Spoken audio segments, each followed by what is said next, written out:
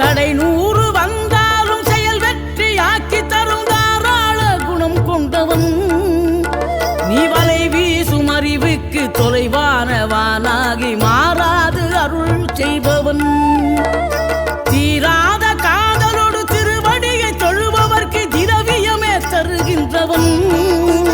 நீ தாராள உள்ளமோடு தவக்கோலம் கொண்டு பெறும் தார்மீக பொருள் தந்தவன். தார்மீக பொருள் தந்தவன்.